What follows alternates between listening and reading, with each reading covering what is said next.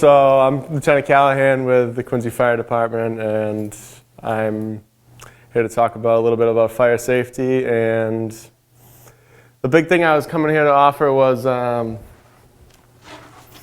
smoke detector inspections for any of the senior citizens within the community.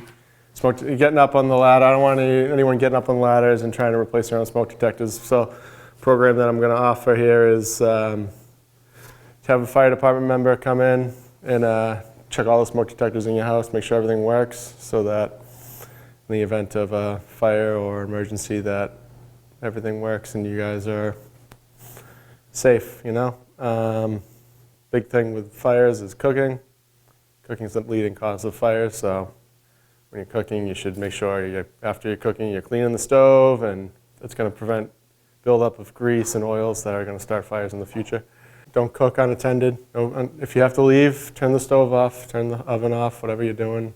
Don't leave food sitting on the stove.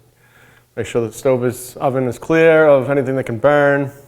If it's like a pot or a pan and you have the lid nearby, the first thing to do is throw the lid right on top. That's going to smother it. It can't grow if there's no oxygen. So the other thing, obviously turn off the stove or the oven right away too. If anything does start fire-wise, I don't recommend trying to put it out. Just leave the house and call 911 and the fire department will come and take care of it. Another big thing is during the winter time using space heaters. Those are very dangerous. Got to make sure that you keep them at least 10 feet away from anything that can burn as well. I don't recommend leaving them on when the homeowner is not present.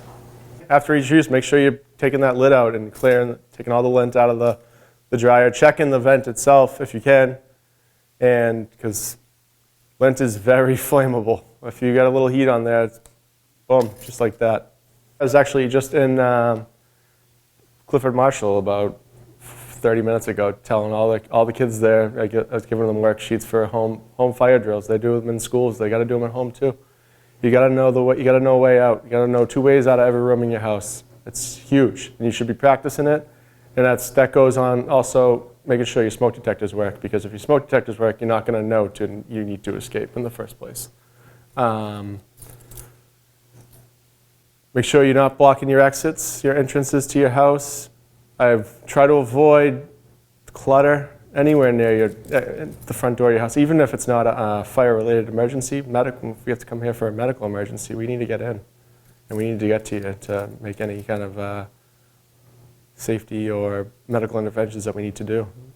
And same with the Brewster and the ambulance. They got to get in. They got to take you out if they have to, you know. Don't overload your extension cords. I don't recommend plugging anything more than one thing, and don't use your space heaters plugged into extension cords, then plugged into the wall. They're not built. The extension cords aren't built for that. If you can at all costs, avoid extension cords, especially the cheap ones. Candles, you got to be safe in your candle use as well. Once again, don't leave them unattended. I don't think you're supposed to burn a candle for more than like an hour at a time anyway. If you have candles, make sure they're in safe containers. Keep at least a foot away from everything else that can burn. And don't use them as light.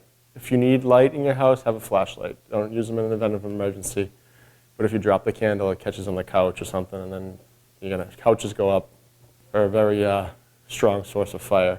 If your couch gets going, that's usually the # cause of house fires. Is once it gets to the couch, the heat release rate of couches is, with all the materials they're made of nowadays, they go up real fast. If any of the seniors in the community want to have a fire department member come into your home to do a safety check, any questions, concerns they have, check their smoke detectors, and we'll bring in smoke detectors. We'll replace the detectors for you. And no charge, no cost, no charge, anything like that. Part of a program that we offer. So even if you don't think you need smoke detectors, if you have a question or anything, you want a fire department member to come by and look at your house, or anything you have, that's something you can sign up for as well. It doesn't just need to be smoke detectors. I don't recommend leaving generators in your basements.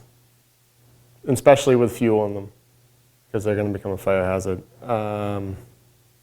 If you absolutely have to, maybe you have a shed or something outside where you could store it as opposed to having it in the house. Keep everything away from your furnace. At least, I'd say at least 6 feet away from. When I check this, when I go into the schools and I check their boiler rooms, I make sure there's no clutter or storage within 6 feet of any of their heating equipment, because it gets hot. So, I don't want anything to catch on fire.